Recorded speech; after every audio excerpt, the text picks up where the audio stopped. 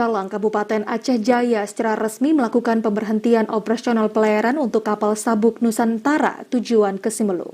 Pemberhentian pelayaran itu dilakukan merujuk pemberlakuan pembatasan kegiatan masyarakat atau PPKM berbasis mikro di tengah merebak pandemi COVID-19.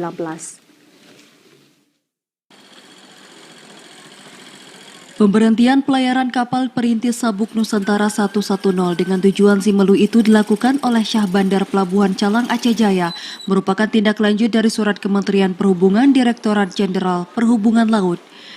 Berdasarkan surat tersebut, maka kapal perintis KM Sabuk Nusantara akan diberhentikan pengoperasional sementara waktu sampai pemberitahuan lebih lanjut.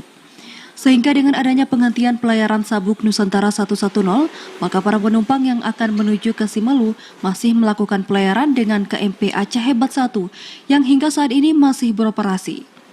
Pantauan TVRI di Pelabuhan Calang, sejumlah warga sudah mengetahui terkait penghentian pelayaran tersebut, namun sebagian lainnya ada yang belum mengetahuinya. Pejabat pembuat komitmen Syah Bandar Pelabuhan Calang, Azwana Amru Harahap menyampaikan, penghentian pelayaran kapal KM Sabuk Nusantara 110 mulai berhenti sementara waktu sejak hari ini. Menurutnya kapal itu akan berada di Pelabuhan Calang sampai pihak pemerintah pusat memberikan sinyal untuk beroperasi kembali melakukan pengoperasional pelayarannya.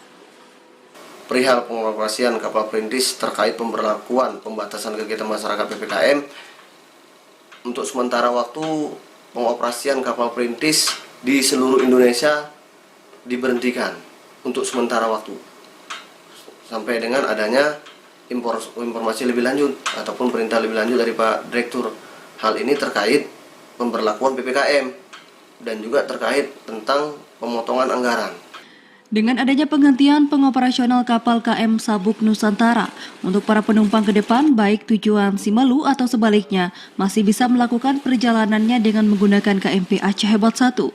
Penghentian pengoperasional ini juga akan disebarkan melalui media dan diteruskan ke pihak Forkopimda baik Bupati Aceh Jaya, Simelu, dan Gubernur Aceh. Dari Aceh Jaya, Musliadi, TVRI Aceh melaporkan.